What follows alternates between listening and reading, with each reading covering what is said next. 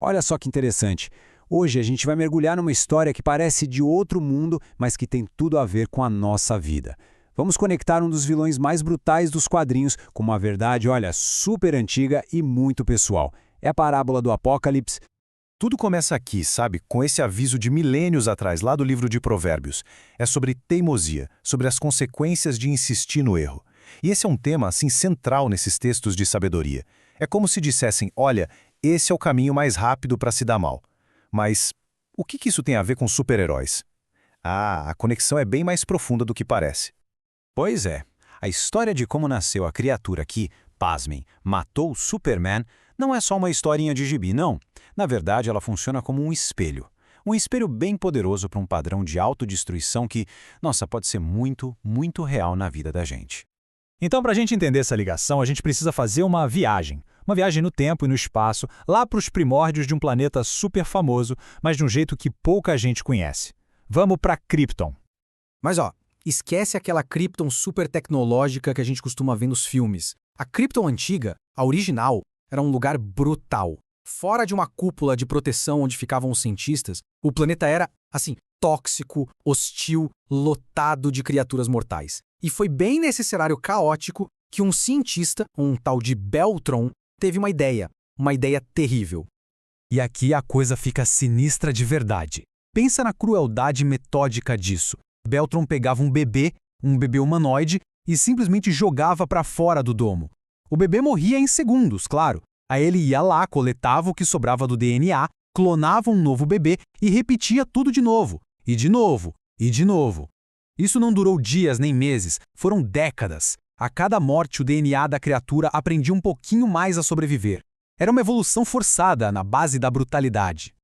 E qual foi o resultado dessa insistência, dessa teimosia macabra? Nasceu o Apocalipse, um ser que é praticamente imortal e que só entende uma língua, a do ódio, da raiva, da destruição. Ele não conhecia mais nada, só dor e luta. Foi programado para resistir a absolutamente tudo e destruir tudo pelo caminho. Um monstro que não nasceu de um jeito normal, sabe? Ele nasceu de um erro repetido até não poder mais.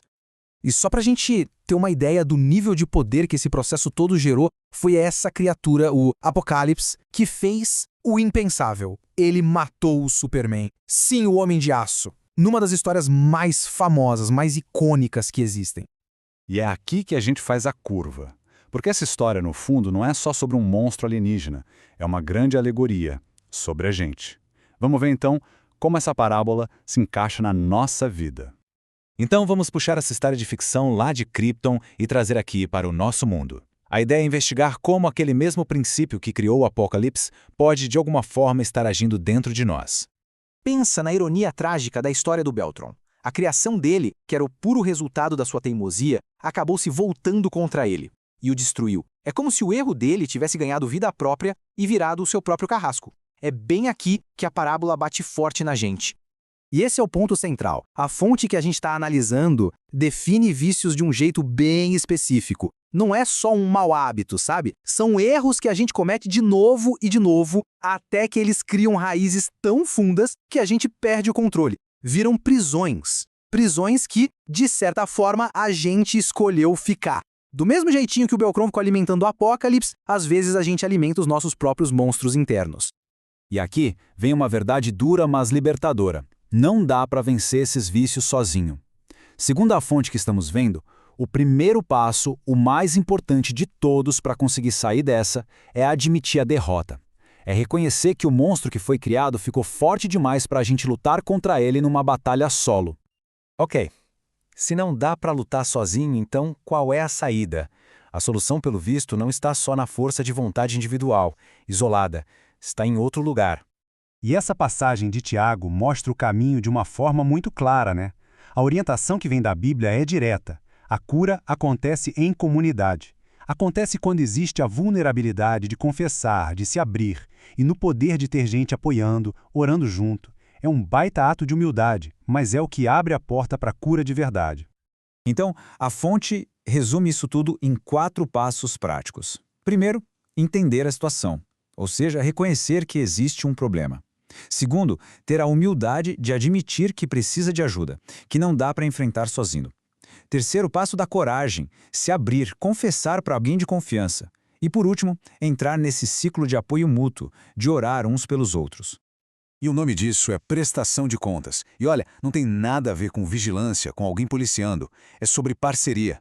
É ter alguém de confiança, talvez mais experiente, que caminha do seu lado.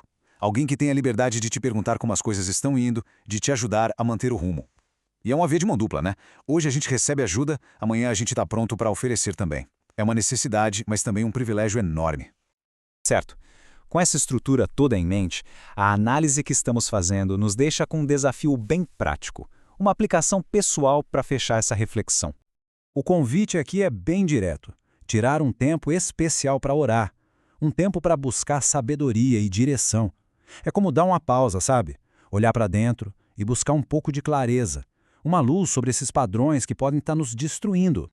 E de forma bem específica, a proposta é levar a sério essas 3 perguntas. Primeiro, pedir para enxergar com clareza quais são os monstros que estão sendo alimentados na nossa vida. Segundo, pedir para saber quais os próximos passos, os passos práticos que precisam ser dados. E terceiro, pedir sabedoria, discernimento para não cair em novas armadilhas no caminho. E com isso, a gente volta para o começo, mas agora a pergunta é para dentro. A história do Apocalipse, no fim das contas, é um grande aviso. A questão de verdade não é sobre um vilão de Krypton. A questão é sobre o que a gente anda criando na nossa própria vida. Fica a reflexão. Que monstros nós estamos alimentando com os erros que a gente repete dia após dia?